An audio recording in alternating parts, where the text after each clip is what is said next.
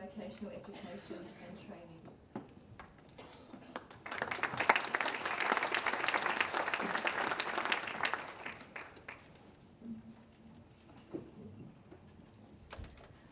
Well, good morning, and thank you very much for the invitation to join you today at the 27th National Vocational Education and Training Research Conference.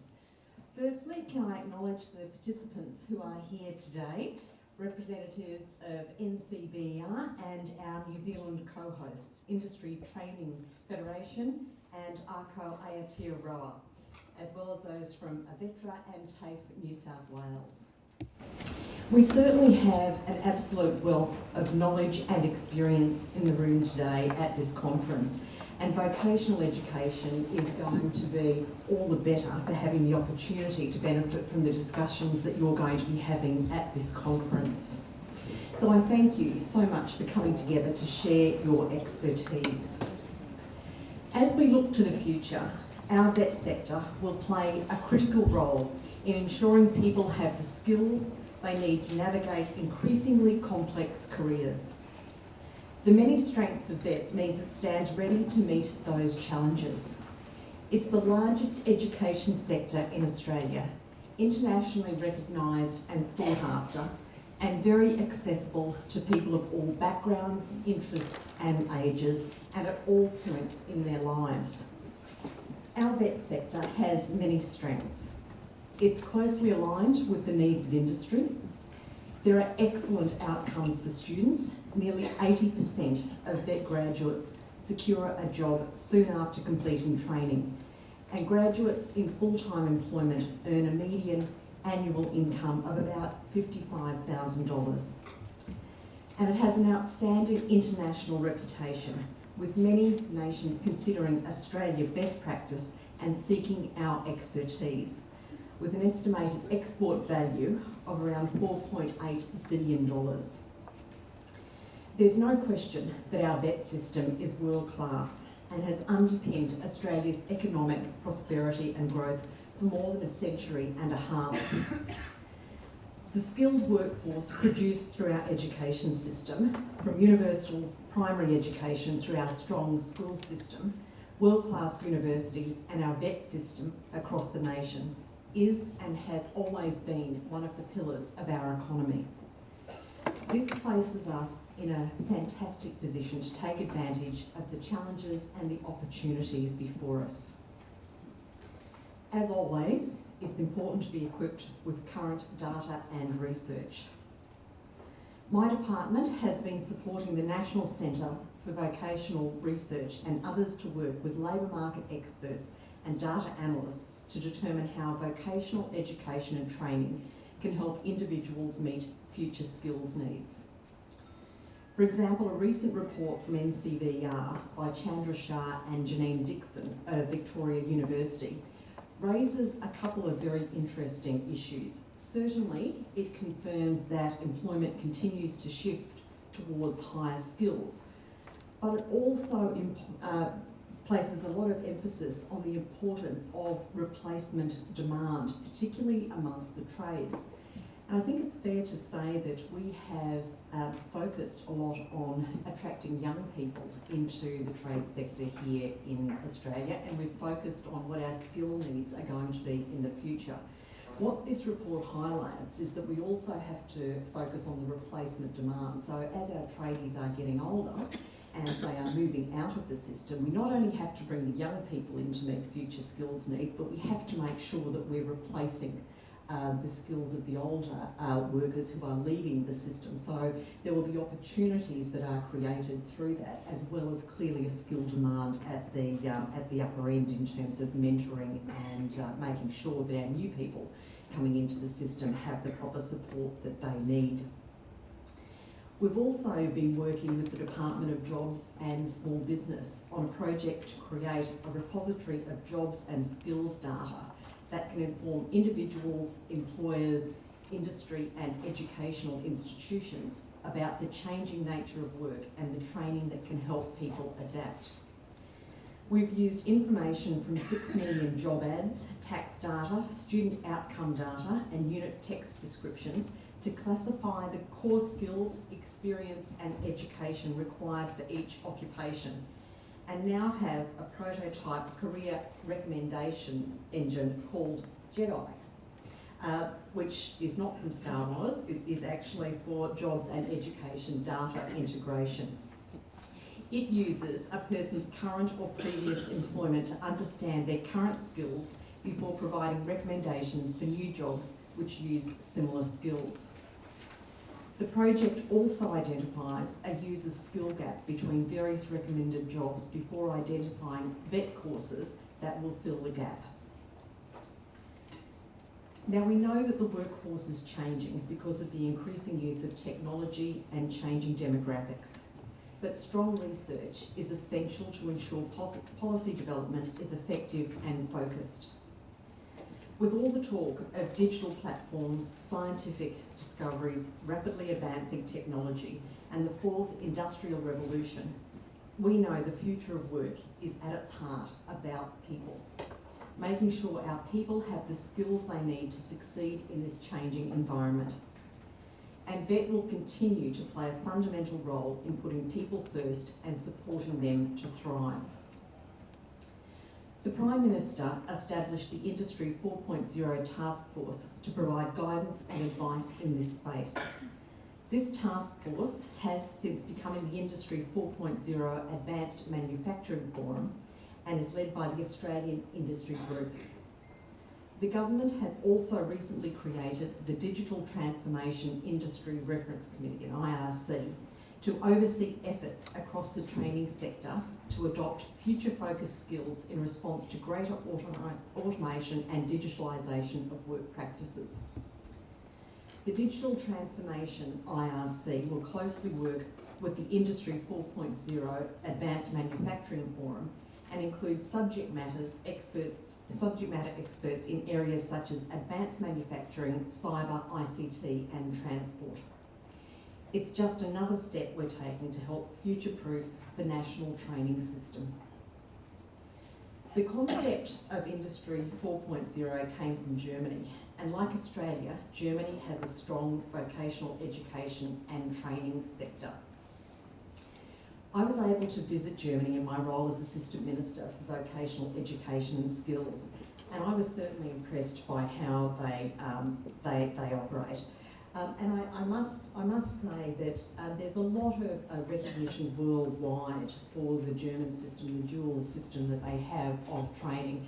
I'm actually on record as saying I actually am very committed to this. I think that Australia's system of vocational training, particularly in the trades area, is just as good, if not better, than the German model. What we actually do is ensure that we too have a dual system of training, so that we are certainly providing the curriculum, the classwork training that's needed, but we also have a very strong focus on workplace-based training. So I'm very confident that what we are doing is, as I've already said, as good, if not better, than the German system. And I think that there's increasing recognition for just how strong our vocational sector is, not just within Australia, but international. And certainly our international engagement as a sector is very strong, and it is certainly growing. Many of our Australian vet providers are already very active in delivering Australian vet qualifications overseas, as well as a growing range of non-formal qualifications. Many countries in the Asia-Pacific region, and increasingly across Latin America, are looking to develop their workforces with skills that industry needs to drive innovation and productivity, and respond to changes that come with technology disruption and advances. Leveraging the strengths of our vet system to build capacity in partner countries to develop training systems aligned with the needs of local industries creates further opportunities and demands for Australian vet expertise and market opportunities for Australian vet stakeholders, including industry experts and of course our training providers.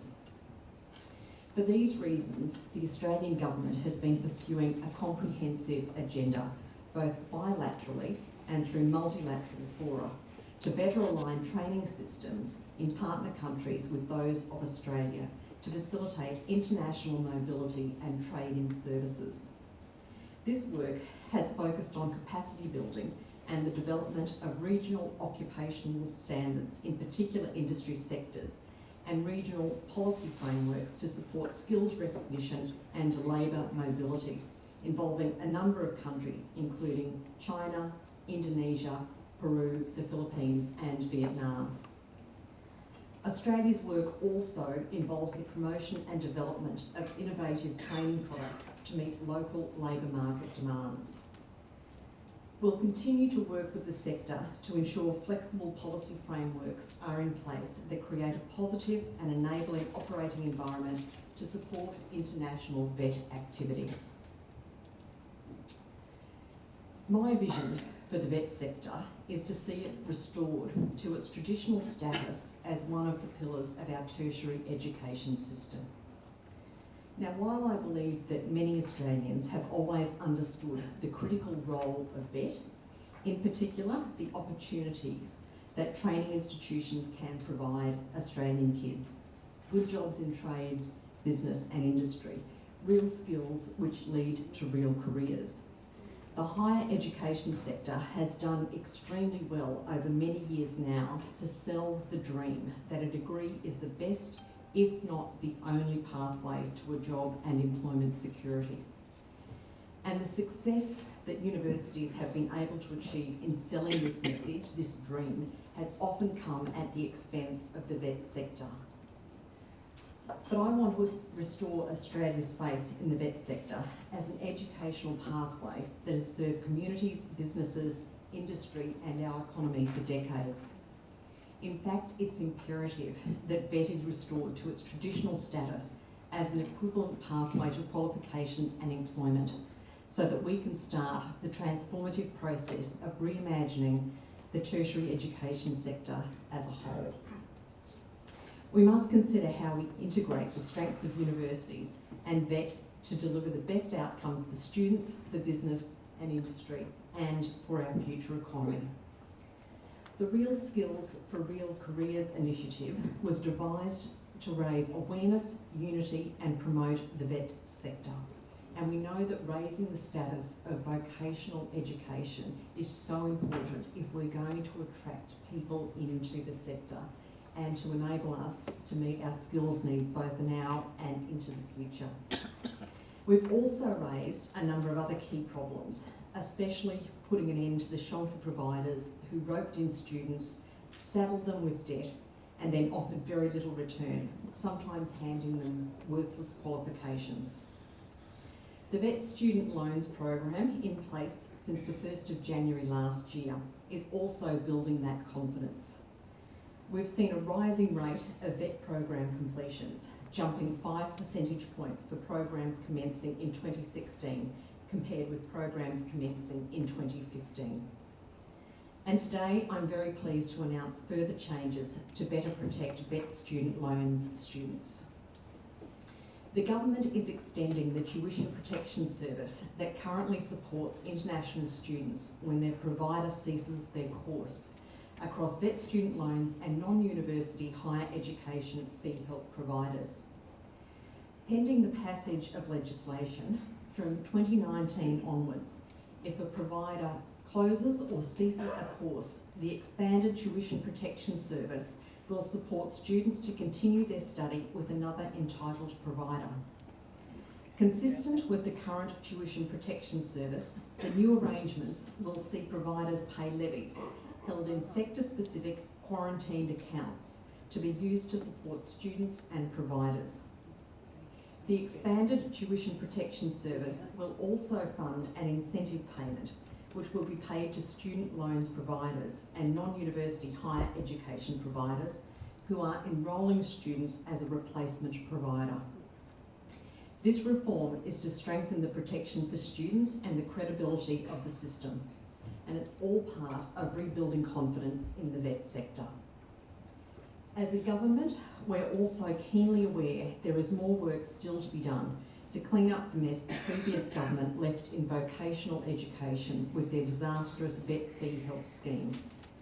As I mentioned, we've seen strong increases in student course completion rates, well up from the single-digit numbers we saw under the previous government. But there were thousands of students disadvantaged. Students who could barely read, let alone sign their own name, were signed up for courses with nearly no job prospects, sometimes on the promise of inducements like free laptops, just to end up with debts they never knew they'd need to repay. The work of the VET Student Loans Ombudsman, the Department of Education and Training, and the actions of agencies like the ACCC, who have taken 4 operators to court, has resulted in over 2,000 students having $20 million recredited in help debts, and 18 students having their VET fee help debts recredited to the value of $263,400. I look forward to working closely with the fantastic training providers we have in this room and across the country to rebuild the reputation of the sector. We will also pursue every opportunity and avenue we have to bring some justice to the students who were disadvantaged before we made changes to the system and have limited options available to them outside of the courts. The other huge body of work that we're undertaking is in relation to our Skilling Australians Fund. Together with states and territories, we will create an additional 300,000 apprenticeships and traineeships through the $1.5 billion Skilling Australians Fund over a 5-year period. This federal investment is going to be matched dollar for dollar by the states, putting a total of around $3 billion into new programs in the sector, targeted at areas of need, skills in demand, and of course, emerging fields. These are the green shoots of recovery that we will continue to foster together. Can I say in conclusion that Australia's education system plays a critical role in ensuring our economy continues to grow and thrive, and our place in the world as a stable, high-functioning, inclusive nation built on liberal democratic values and the rule of law is as much a product of our education system as it is our natural resources wealth and the historical legacy of our Westminster institutions.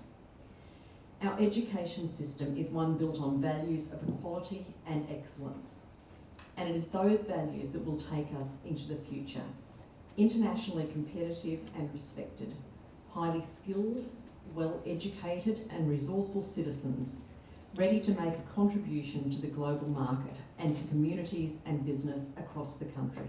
The VET sector is a critical part of that. It's one of the cornerstones of our economy and of our future growth. We are uniquely placed to consolidate our position, to capitalise on opportunities using our natural advantages and our ability to respond with new training, new skills and a strong workforce. High quality research to inform our decisions is essential. Industry, government, business, VET providers, universities, researchers and students, we're all stakeholders in this very important mission to build the workforce of the future and equip people with the skills to make the most of the future of work. I wish you all the best in your deliberations today, and I look forward to working with each and every one of you to restore confidence and build the VET sector here in Australia. Thank you.